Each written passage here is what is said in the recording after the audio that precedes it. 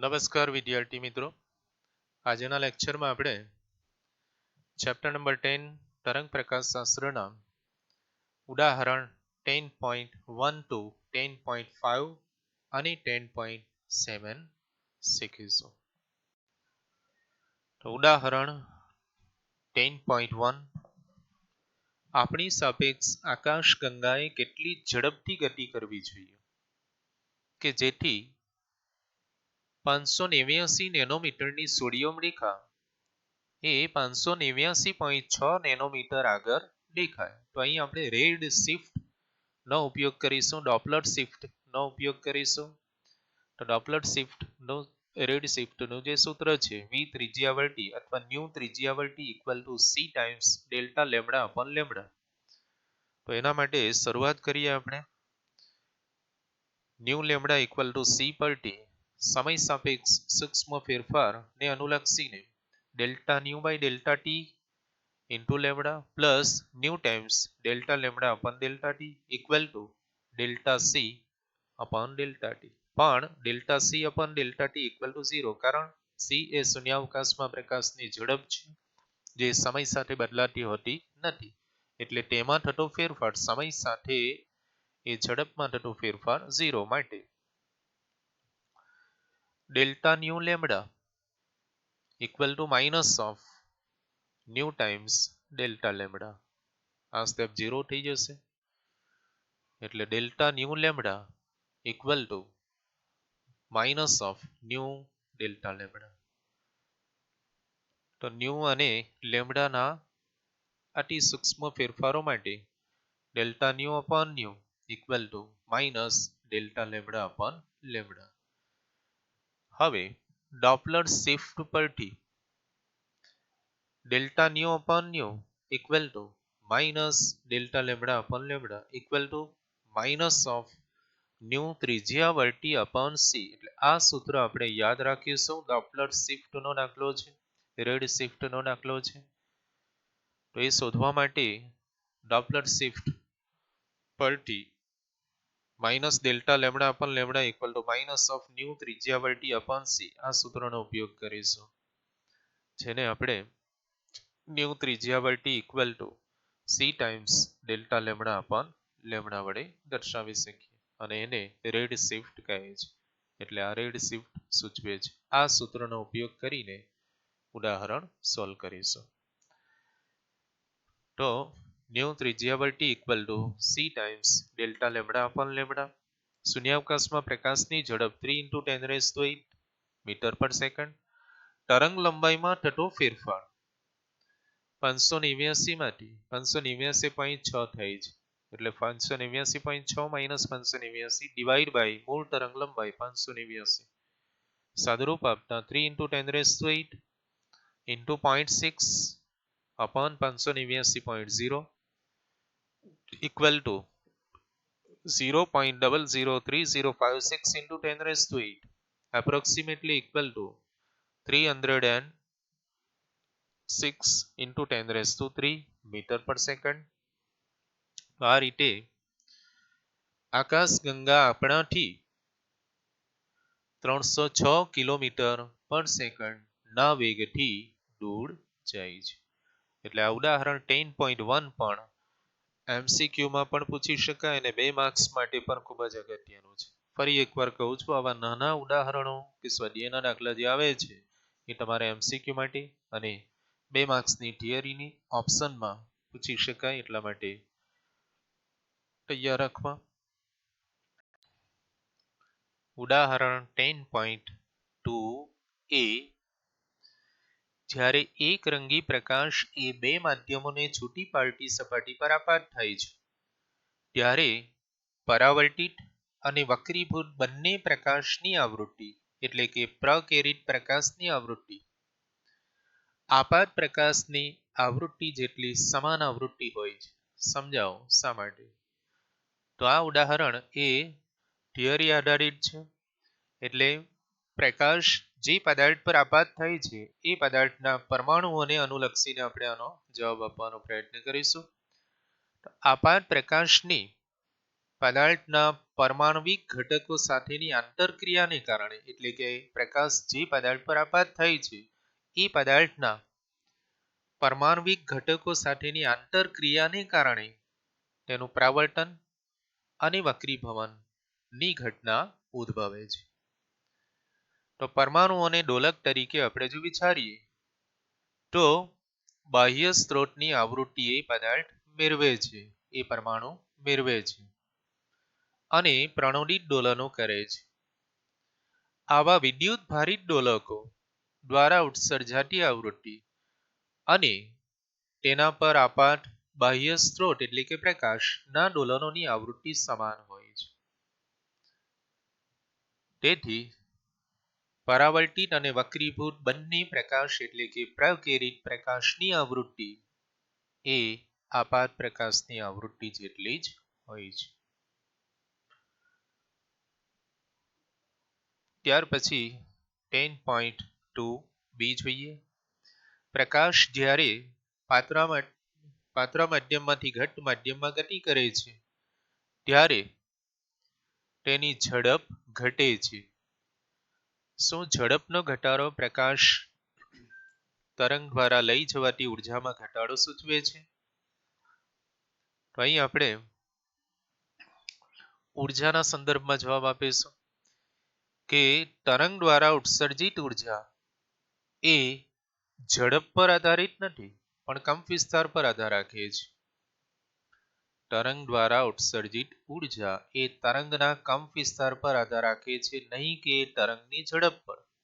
એટલે આનો જવાબ આવશે ના, કે પ્રકાશ જ્યારે પાતળાથી ઘટ્ટ માધ્યમમાં ગતિ કરે છે ત્યારે ઝડપ ઘટે છે અને ઝડપનો આ ઘટાડો એ તરંગ દ્વારા લઈ જવાતી ઉર્જામાં ઘટાડો સૂચવતી નથી.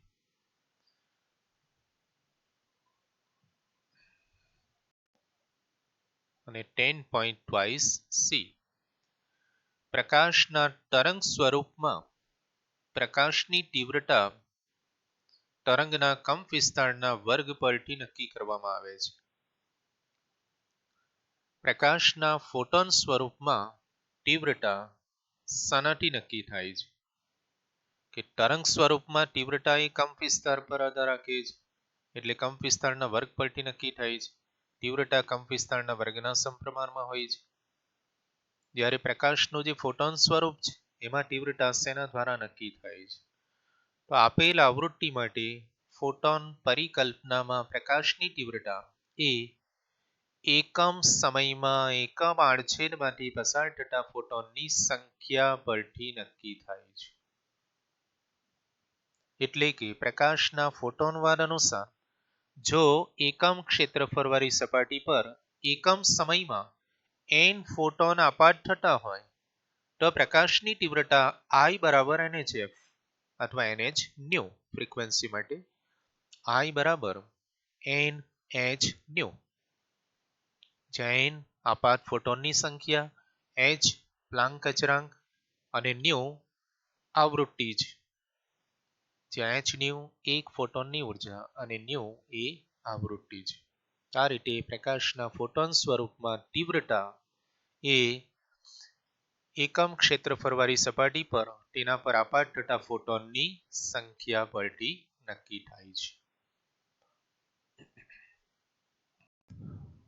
ઉદાહરણ 10.3 જોઈશું. હવે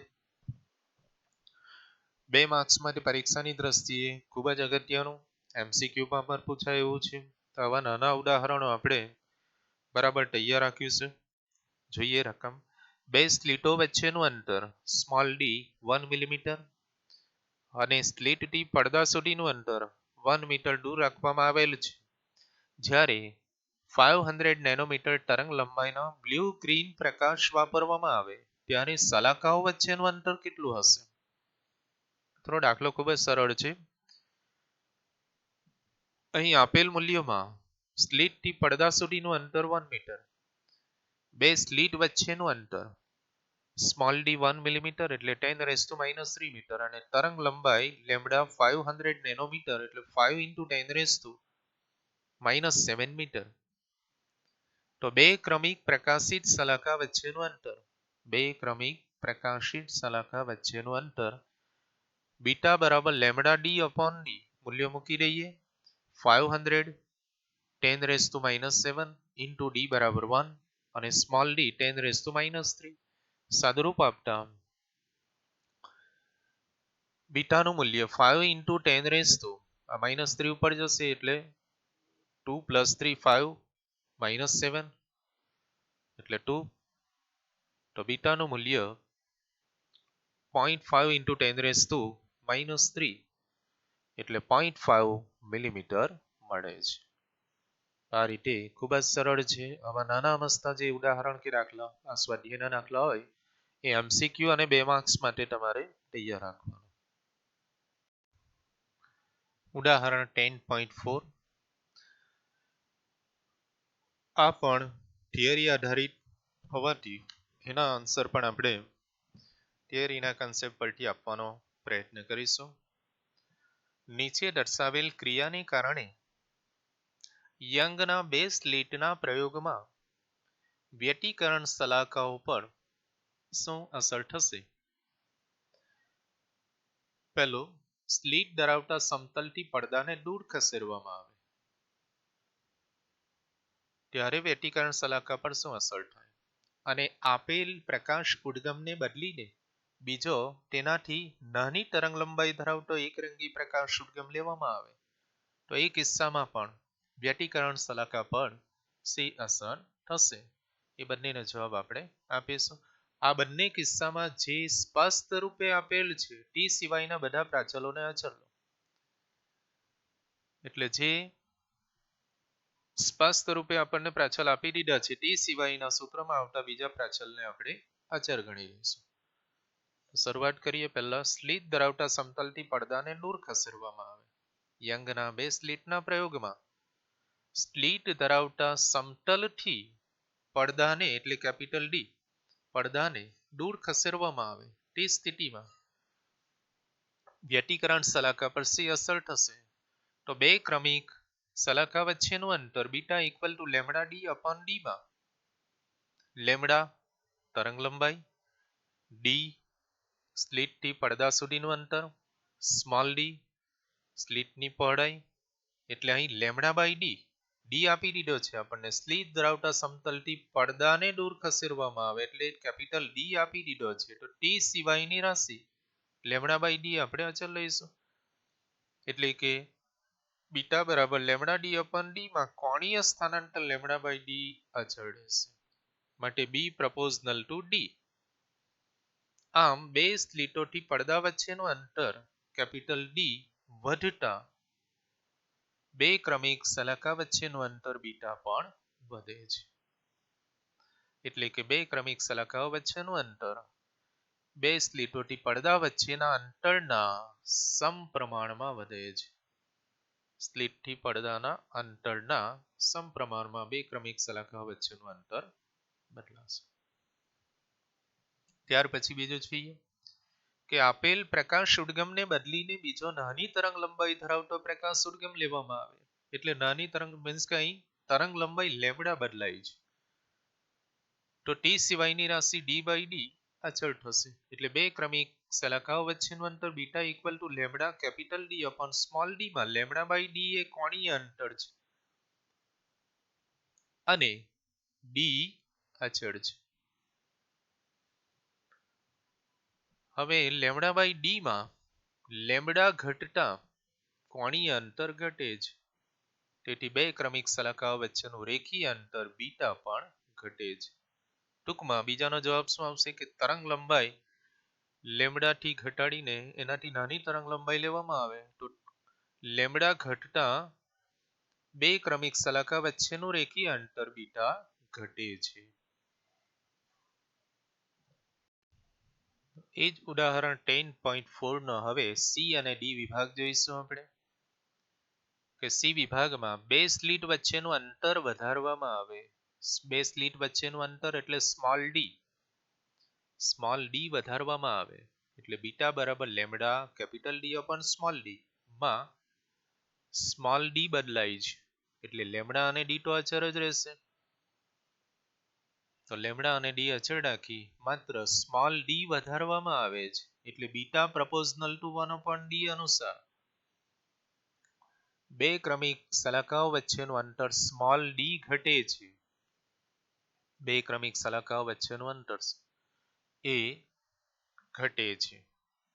સોરી, બીટા પ્રપોઝનલ ટુ 1/d માં બે સ્લિટ વચ્ચેનું અંતર સ્મોલ ડી વધારવામાં આવે તો બે ક્રમિક સલાખા વચ્ચેનું અંતર એટલે બીટા ઘટે છે. આ બીટા ઘટશે, ડી વધે તો બીટા ઘટે અને ડી ઘટે તો બીટા વધે. ત્યાર પછી બે સ્લિટ ધરાવતા સમતલની નજીક સ્લિટ ઉદ્ગમને ખસેડવામાં આવે.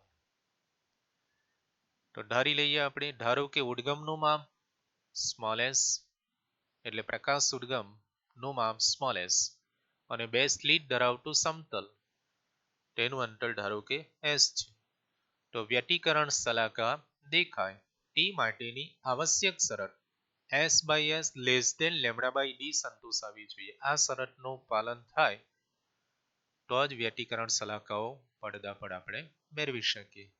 અન્યથા ઉદ્ગમના જુદા જુદા ભાગને કારણે ઉત્પન્ન થતી સલાખાઓ એકબીજા પર સંપાત થશે, ઓવરલેપિંગ થશે, તેથી સલાખાઓ દેખાતી નથી.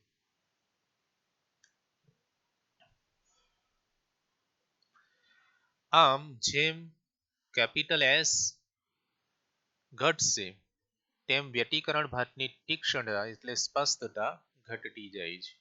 અને જ્યારે ઉદ્ગમને સ્લિટની વધારે નજીક લાવવામાં આવે ત્યારે વ્યતિકરણ સલાખા દેખાવાની શરત ભરાતી નથી, તેથી સલાખાઓ દેખાતી બંધ થઈ છે. એટલે અહીં જ્યાં સુધી શરત s/s લેસ ધેન લેમ્ડા/d પડાય છે ત્યાં સુધી બે સલાખા વચ્ચેનું અંતર અચળ જળવાઈ રહે છે.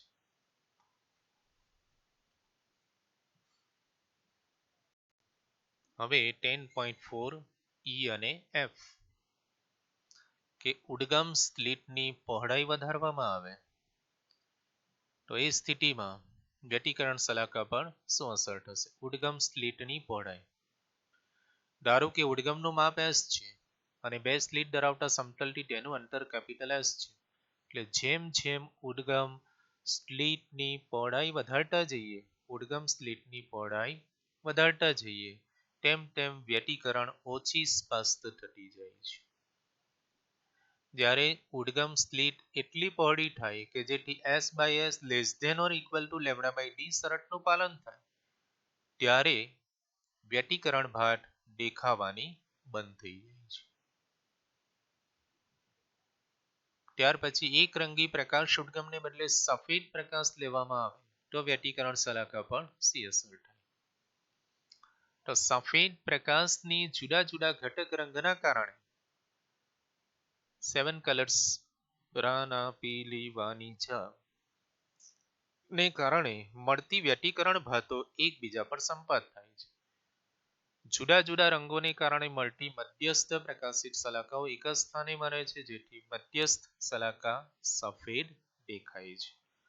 આમ મધ્યસ્થ સફેદ સલાખાની બંને બાજુ તદ્દન નજીક આવેલ શલાકા રાતા રંગની અને દૂર આવેલ શલાકા વાદળી રંગની દેખાશે.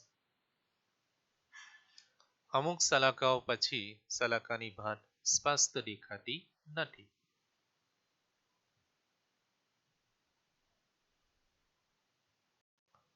ઉદાહરણ 10.5 જોઈશું. ઉદાહરણ 10.3 માં દરેક સ્લિટની પહોળાઈ કેટલી હોવી જોઈએ કે જેથી એક સ્લિટની ભાતમાંની મધ્યસ્થ અધિકતમમાં એક સ્લિટની ભાતમાંની મધ્યસ્થ અધિકતમમાં બે સ્લિટ ભાતના tan મહત્તમો આવે. એટલે ઉદાહરણ 10.3 પણ આપણે યાદ કરીશું કે બે સ્લિટો વચ્ચેનું અંતર 1 મિલીમીટર અને પડદો 1 મીટર દૂર રાખવામાં આવેલ છે. Small D 1 millimetre, capital D 1 metre. જ્યારે તરંગ લંબાઈ 500 નેનોમીટર તરંગ લંબાઈનો બ્લુ ગ્રીન પ્રકાશ વાપરવામાં આવે ત્યારે શલાકાઓ વચ્ચેનું અંતર કેટલું હશે? તો તરંગ લંબાઈ અહીં 500 નેનોમીટર આપી દીધી છે. એનો ઉપયોગ કરીને, આ મૂલ્યોનો ઉપયોગ કરીને આપણે ઉદાહરણ 10.5 સોલ્વ કરીશું. આપેલ મૂલ્યોમાં જોઈ લઈએ. સ્મોલ ડી 1 મિલીમીટર એટલે 10⁻³ મીટર. સ્લિટ ટી પડદા સુધીનું અંતર કેપિટલ ડી 1 મીટર. તરંગ લંબાઈ 500 નેનોમીટર એટલે 5 × 10⁻⁷. તો સલાખાઓ વચ્ચેનું અંતર એ કેટલું? યંગના પ્રયોગમાં મળતી n વ્યતિકરણ સલાખા વચ્ચેનું અંતર xn = n λd upon t. xn = n λd upon d. હવે xn is much more less than capital D એટલે સ્લિટ ટી પડદા સુધીનું અંતર ઘણું જ મોટું હોવાથી n સલાખાઓ વચ્ચેનું કોણીય અંતર θn = xn upon d. xn નું મૂલ્ય n λd upon d into capital D = n λ upon d થશે. તો અહીં tan મહત્તમ આપેલા છે એટલે n બરાબર 10 લઈ લઈએ તો θtan = 10 λ upon d થશે. એટલે tan સલાખાઓ વચ્ચેનું કોણીય અંતર આપણે θn = 10 λ upon d. અને એ પહોળાઈની સ્લિટથી મળતી વિવર્તનમાં મધ્યસ્થ અધિકતમની પહોળાઈ twice θ1 = twice λ upon d. મધ્યસ્થ અધિકતમની પહોળાઈ twice θ1 = twice λ upon d. આ બંને સૂત્રોનો ઉપયોગ આપણે કરીશું. તો એ પહોળાઈની સ્લિટથી મળતી વિવર્તનમાં મધ્યસ્થ અધિકતમની પહોળાઈ twice θ1 = twice λ upon d પરથી આપણને બે સ્લિટ ભાતના tan મહત્તમો મધ્યસ્થ અધિકતમમાં જોઈએ છે. બે સ્લિટ ભાતના tan મહત્તમો એ મધ્યસ્થ અધિકતમમાં જોઈએ છે. તો આ માટેની આવશ્યક શરત tan λ upon d less than twice λ upon a આવવો જોઈએ. માટે a much more less than or equal to d/5. a less than or equal to d/5 lambda નીકળી જશે. મૂલ્ય મૂકી દઈએ. d બરાબર 1 મિલીમીટર આપેલું છે એટલે a approximately equal to 1/5 millimetre મળશે. માટે a બરાબર 0.2 મિલીમીટર થશે. આ રીતે અડચણની પહોળાઈ a બરાબર 0.2 મિલીમીટર. ઉદાહરણ 10.7 જોઈશું. હવે જ્યારે અડચણની પહોળાઈ 3 મિલીમીટર હોય અને તરંગ લંબાઈ 500 નેનોમીટર હોય તો કયા અંતર માટે કિરણ પ્રકાશશાસ્ત્ર એક સારી સન્નિકટતા હશે? તો અહીં આપણે ફ્રેનલ અંતર શોધવાનું છે. આપેલ મૂલ્યોમાં અડચણની પહોળાઈ સ્મોલ a = 3 મિલીમીટર = 3 × 10⁻³ મીટર.